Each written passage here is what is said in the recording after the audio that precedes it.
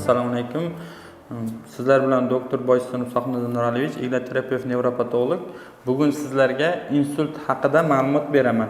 Mana insult eng ko'p tarqalgan kasallardan bittasi. Uning ikkita turi bor: gemorragik ishemik, ya'ni miyaga qon quyilish va miyaga qon bormay qolish. Ishemik kislorod yetib bormasligi hisobiga kelib chiqadigan kasalliklar hisoblanadi. Insult hozirgi kunda juda keng tarqalgan 3-o'rinda turadi. Yurak qon tomir kasalliklaridan keyingi o'rinlarda turadi. Insultdan keyin insult bo'ldi, insult reanimatsiyada, intensiv nevrologiyada, undan keyin palatada yotib bemorlar chiqdi. Insultdan keyin birinchi o'rinda nima qilish kerak? Reabilitatsiyani yo'lga qo'yish kerak. Mana yuqoridagi videolarda nimada sizlarga ma'lumot berganman insult haqida. To'liq ma'lumot olishingiz mumkin. Hozir mana shu insultdan keyin bizlar qanday reabilitatsiya qilamiz, nima qilish kerak, shu haqida sizlarga ko'rsatib beraman. Hozir bitta bemorimiz kelgan, insult olgan, ular bilan suhbat qildik. Mana bugun 9-kuni, dolisi rezultat bo'ldi. Birinchi kuni kelgan kun qanday bo'lgan, hozir qanday, shuni ko'rsatib beramiz va nima jarayondan keyin bularda rezultat bo'ldi, qanday effekt ko'rdi, shuni sizga ko'rsataman. Assalomu alaykum. Yaxshimisiz amaki? Yaxshi keldingiz. Qayerdan keldingiz? Qo'qon shahar. Qo'qon shahridan keldingiz. Amak nima bo'ldi? Insult bo'lgan edi. Necha yil bo'ldi? 2-3 yil bo'ldi. 2-3 yil bo'ldi. Nima shikoyat bo'lgandi? O'sha shikoyatingizni aytamiz boshida. Birinchi bo'lgan payt qo'lda uvush bo'ldimi, bosh aylanish bo'ldimi, oyoqda uvush bo'ldimi, yo quvvat pasayib qoldimi? Nima bo'lgandi o'sha holatda? Mana u yarmim qo'lim bilan oyog'im holat paydo bo'lib turib, o'shandan asorat qolgan. Hozirgacha o'sha paytda mana quvvatsiz bo'lib o'tib ketganda-ya, quvvatsiz bo'lib, oyoqda, qo'lda bir tomonda ishlamay qolish, jimirlashlar ko'p, shu holatlar saqlangandi. Nechini oldingiz, nima qildingiz? Bizgacha ham shu holatlar bordi-ya. Misol uchun oyoqlaringizda uvishish, qo'ldagi uvishish, boshda ham jimirlash bormidi? Boshimda bor edi, keyin tilimda nuqsoni bor. Nutqingizda qiynalayaptingiz. Keyin tizzangiz ham og'riyaptimi-da? Keyin mana miyadagi gaplarni tezda birovga yetkazish qiyinlashyapti. Uji suslashib qolgansiz. Suslashib qolgan edi. Bo'ldi. Mana shu keldingiz. Bugun amakimlarning 9-kuni. Lechini oldingiz. Lechini olgandan keyin necha kundan keyin o'zgarish sezdingiz? Ikkinchi kundan o'zi uvushlar, nimalar hammasi kamayib davom etdi. Sezdimda. Ancha effekti bo'ldi. Boshdagi nimalar, gapni yetkazib berish, anglab olish bular ketdi. Oyoqdagi uvushlarchi, jimirlashlar, boyagi sezgi pastayishlar, harakatsizlik, ular ham 3 kun, 4 kunda o'zi ancha tiklandi. Tiklanib qoldi ancha, bilinmay qoldi. Meniki qattiq uvushmasdi, yengil-yelpi uvushishi bor edi. Bu amakimlarda 2 yil bo'ldi. 2 yillar oldin insult, 3 yillar bo'ldi. Ishimizki insult o'tkazgan, endi mana sezgi markazida, sezgi, ya'ni qo'l oyog'ida uvushi, jimirlanishlar saqlanib qolgan. Undan tashqari o'sha oyoqda quvvatsizlik bo'lib o'tgandi, quvvatsizlik nutqida kamchilik sezilgandi, nutqida buzilishlar bo'lgandi. Mana undan tashqari tizzangizda og'riq bordi, artroz, bu ancha yildan beri tizza og'rig'i bezda qilib, unga lechini olgansiz, ular yaxshi bo'lgan. Hozir mana shu amakimizni nina qo'yish jarayoni bilan davoladik. Nina oldi. Mana 3-kundan o'zi effekt sezdi. Mana shu jarayonlarni qaytamiz. Qaysi tochkalarga nina qo'yganimizdan keyin nervni tez uyg'otganmiz. Bu reabilitatsiya jarayonining maqsadi nima? Maqsadi bemorga dori ukollar qilgandan keyin aslida boshni qon tomirlar qonni suyultirish mumkin. Lekin baribir nervni uyg'otish uchun vaqt ketadi. Bular hozir immuniy kerakli o'sha asosiy nerv o'tgan joylarga, tochkalarga qo'yilgan ninani qo'yilgandan keyin tez rezultat bo'lgan. O'zi 2-kundan sezdingiz, 3-4-kundan ancha avvalgi holatiga qaytib qoldi. Agar dori ukollar qilganimizda bu jarayon bo'lmasdi. Mana shu paytgacha o'zingiz lechini olgansiz, nima qilgansiz, uvushlar saqlanib qolgan. Bo'ptimi? Hozir mana shu jarayonni ko'rsatib beramiz. Hozir amakimizga o'sha insultdan keyin nina qo'yganda qaysi tochkalarga qo'yiladi, nima qilinadi va qanday jarayon o'zgaradi.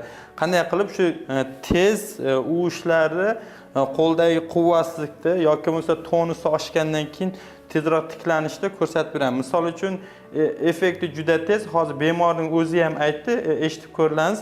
Men shu biz qaysi tochkalarga qo'yganini hozir ko'rsataman. Men shu jarayondan keyin oxirigacha kuzatib borsalaringiz, xudo xolasa, yaxshi natija beradi. Mana hozir shuni xalq auditoriya ko'rib olishi mumkin. Mana hozir nina qo'ydik. Nina qo'ygandan keyin oldin bu 9-kuni bo'lgani uchun joylari mana qizarib turibdi. Bu yerda qon aylanish jarayoni juda tezlashgan. Mana ninalar tez uyg'otadi. Mana sezyapsizmi aka?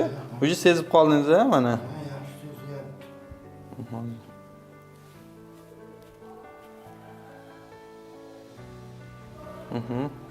Mana boshlarga qo'yamiz.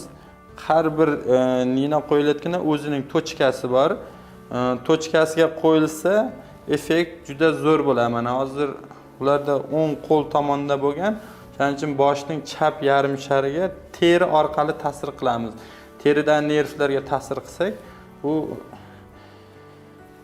miyaga impuls kuchayadi. Misol uchun hozirgi kunda zamonaviy meditsinada TMS degan apparat chiqqan.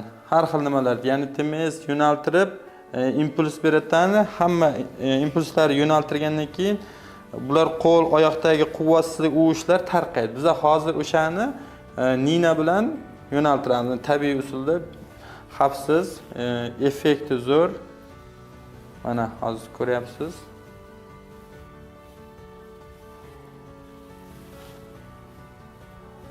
Ko'proq bularni chap tomondan nimalarni qo'zg'atamiz. Mana hozir nervlar yotib olamiz. Bo'ldi. Mana eng katta nervlar o'tgan, qo'l oyoqqa keladigan nervlar, mana shularga qo'yamiz. Mana joylashgan. Mana. Amak, sezyapsizmi? Qo'lning uchigacha ketyaptimi? O'zining tochkasiga qo'yilsa, rezultat yaxshi bo'ladi, sezyapsiz.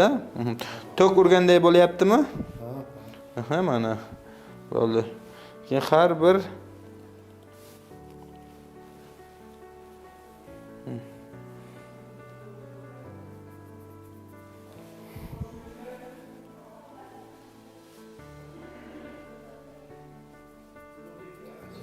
qayoqqa ketyapti? Oyoqning uchigacha boryaptimi?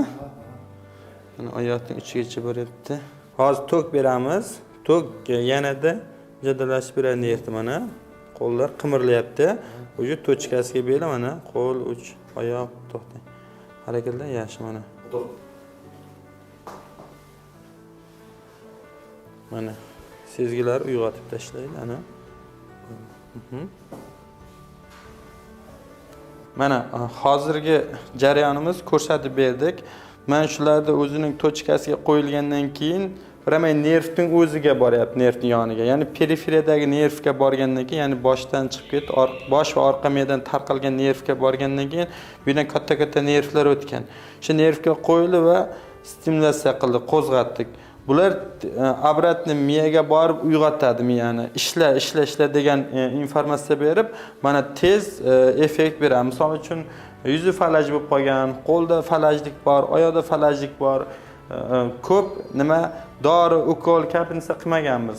Ninaning o'zi bilan ham men shu ukol kapinsidan natijasini olganmiz. Ya'ni bu yerda xavfsiz, o'zingiz ko'rdingiz, hammasi nina bilan, dori darmonlari yo'q.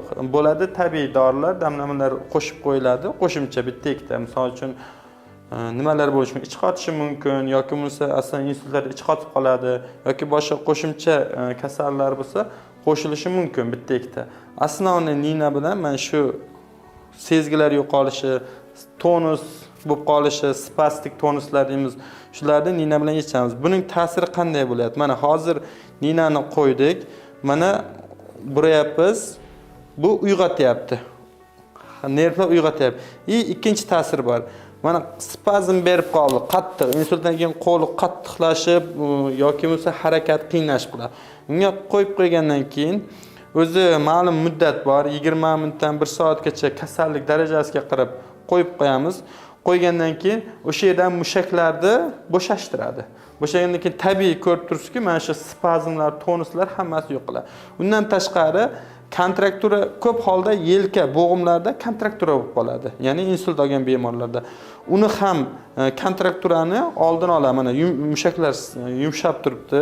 Harakat, ya'ni impulslari harakatini kuchaytiradi. Ya'ni nervlar uyg'onyapti.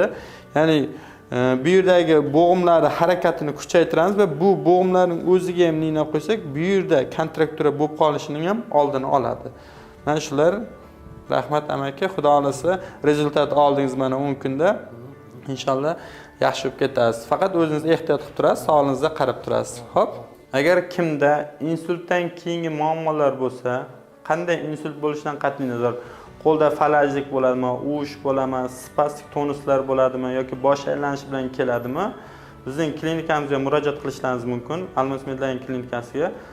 Sizlarga qo'ldan kelgancha yordam qilamiz. Savollaringiz bo'lsa, kommentariyada qoldirishingiz mumkin. Biz sizlarga savollaringizga alohida javob beramiz. Sizlar bilan doktor Boysun Soxnazar Nuraliyevich, nevropatolog, igloterapevt. Sog' bo'ling, salomat bo'ling.